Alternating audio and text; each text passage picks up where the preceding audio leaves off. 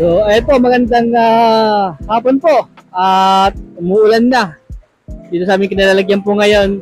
So, meron kaming property na ipapakita po sa inyo. Kahit umuulan, dito pa rin po kami.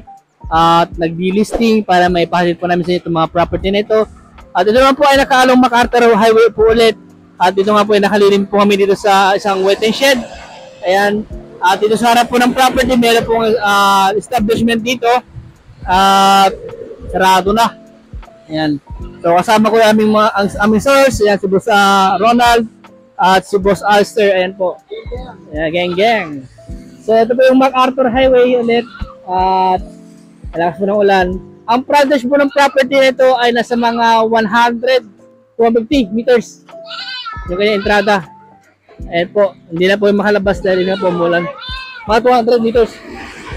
Mga 200 meters na po yung entrada ng property nito. So ito pong tututukan ng aking camera, yan po yung way na papunta po sa Pangasinan.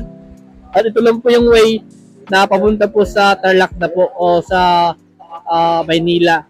Ayan, si Kuya, yung may alaga ng kambing. Ayan na. So, simula po doon sa pader po na yan.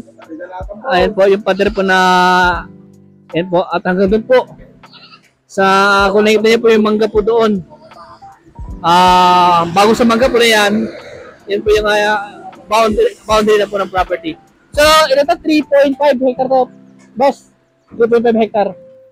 3.5 hectare na ilan yung presyo niya? 4,000 per square meter. Kasi ilan yung titulo? 4 din. O, 4 din yung titulo po niya. 3.5 hectare na 4,000 po per square meter po yung presyo po niya. Ayan.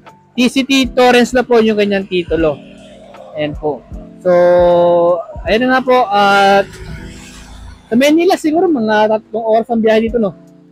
Ayan, mga 3 oras o kalahati. Depende po sa flow ng traffic po yan. Malapit sa SM City Rosales. Ayan po, malapit na po tayo sa boundary po ng Pangasinan. At malapit na po sa SM City Rosales. Mga ilang kilometro na lang po ang layo po niya. Siguro nasa mga 3 to 4 kilometers po siguro. Sa boundary po siguro mga 3 kilometers po siguro. So malapit-lapit na po tayo sa boundary po. At kita-kita nyo naman po na itong MacArthur Highway ay marami pong dumadaan.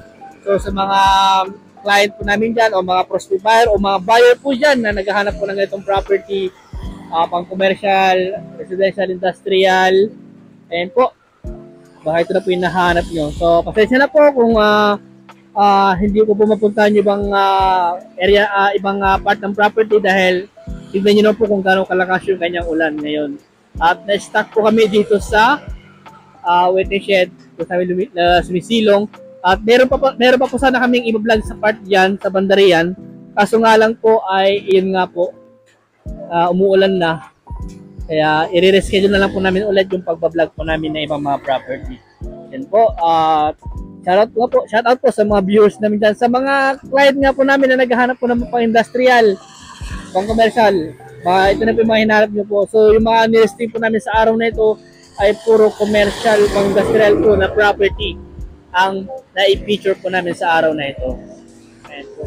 Pasensya na po at wala pong drone video dahil sa kadahilanan po na kaya po kasi kasama namin si Boss Jason pero umuwi po siya dahil tinawagan siya ng asawa niya. So kahit meron po siya dito, hindi pa rin po kayo mga pagpalipad ng drone dahil mababasa po. Ayan. So to the follow na lang po or i-re-upload or i-upload na lang po namin ulit yung kanyang drone video. Ayan. Oh, hanggang doon sa may manggang malit eh. Hanggang doon sa may manggang malit po. Yun po, yung sa malit na mangga na yun. Oh. Mahaba yung frontage po niya. Nasa mga 200 meters po siguro yung estimate po namin frontage po ng property na ito. Ayan. So, hanggang dito po muna. At maraming salamat po sa inyong lahat at God bless po.